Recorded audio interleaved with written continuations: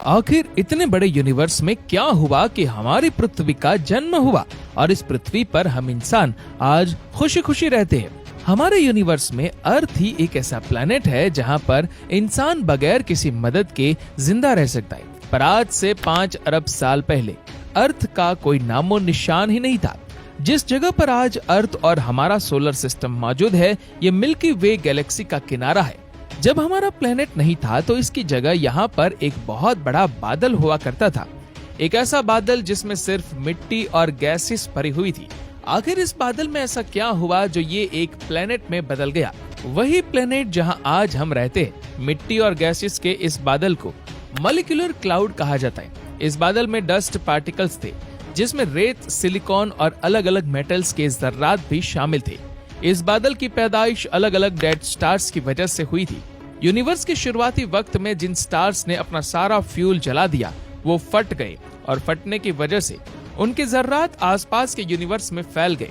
ये आसमान में दिखने वाले बादल की तरह नहीं, बल्कि ये कुछ ऐसे दिखते हैं जिनको हबल स्पेस टेलीस्कोप की मदद से कैप्चर किया गया था। हैरतअंगेज तौर पे ये बादल 100 लाइट ईयर्स जितना बड़ा था। यानी इसके एक कोने से अगर कोई लाइट ट्रैवल करना हो तो इसको मॉलिक्यूलर क्लाउड के दूसरे कोने तक पहुंचने में 100 साल लग जाएंगे। और यही वो बादल है जिसमें से नए स्टार्स और प्लैनेट्स बनते हैं। स्पेस में दो ऑब्जेक्ट्स अपनी अपनी ग्रेविटी की वजह से एक दूसरे से जुड़ जाते हैं या एक दूसरे को अट्रैक्ट करते हैं। मॉलिक्यूलर क्लाउड के पार्टिकल्स इसी ग्रेविटी की वजह से एक दूसरे में जुड़ते गए। जो बड़े पार्टिकल्स थे उन्होंने छोटे पार्टिकल्स को अट्रैक्ट करना शुरू कर दिया। ये पार्टिकल्स बहुत तेजी से एक दूसरे में टकराने लगे और इसकी वजह से एनर्जी जनरेट हुई जिसने गोल घूमते हुए बादल के कोर को, उसके सेंटर को गर्म कर दिया। अगले करोड़ों सालों तक ये प्रोसेस ऐसे ही चलता रहा और मॉलिक्यूलर क्लाउड का कोर बड़ा ही होता गया, ज्यादा तेज भी घूमने लगा और ज्यादा गर्म भी हो गया। और एक वक्त के बाद ये बहुत बड़ा फायर बॉल हमारा सूरज बन गया। बचा हुआ मॉलिक्यूलर क्लाउड अब इसी सूरज के आसपास घूमने लगा। एस्ट्रोनॉमर्स ने इंफ्रारेड टेलीस्कोप की मदद से मॉलिक्यूलर क्लाउड्स के अंदर नए स्टार्स को बनते हुए देखा।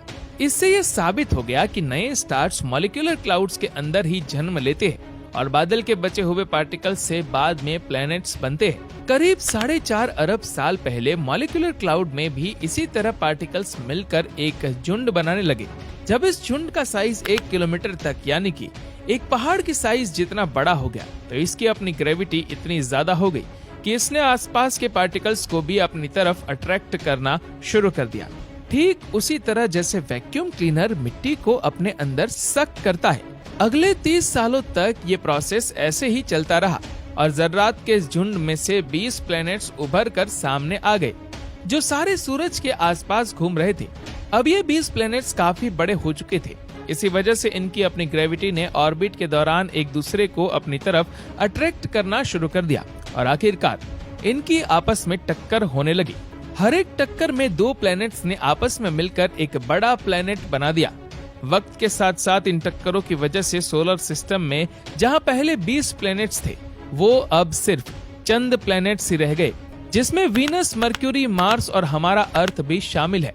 पर ये अर्थ उस वक्त ऐसा नीला और जिंदगी से भरपूर नहीं था, बल्कि ये कोलिजन्स की वजह से आग की तरह काफी गर्म था। एस्ट्रोनॉमर्स का मानना है कि अर्थ को इस मुकाम तक पहुंचने में करीब 3 करोड़ साल लगे थे।